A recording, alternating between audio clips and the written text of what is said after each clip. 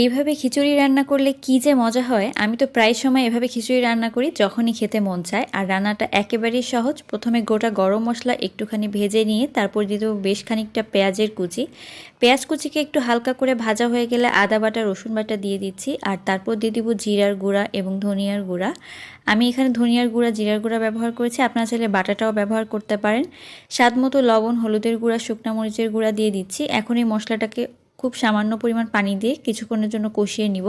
তারপর এখানে গরুর গোশত দিয়ে দিচ্ছি। এখানে প্রায় 1 কেজি পরিমাণে আছে। এটাকে ভালোভাবে এখন কিছুক্ষণের জন্য কষিয়ে নিতে হবে। কষানো হয়ে গেলে যখন অর্ধেকের মতো কষে যাবে তখন এখানে দিয়ে দিতে হবে ডাল। মুগ ডাল ভেজে রাখা ছিল সেটা দিয়ে দিয়েছি।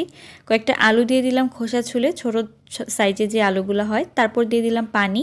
আর পানি দেওয়ার পরে এগুলো সেদ্ধ হয়ে আসা পর্যন্ত অপেক্ষা করতে হবে। মোটামুটি 80 ভাগের মতো সেদ্ধ হয়ে গেলে এখানে পোলাও চাল দিয়ে দিচ্ছি। পোলাও চালটা দিয়ে দেওয়ার পরে কিছুক্ষণের জন্য ভেজে নিয়ে গোটা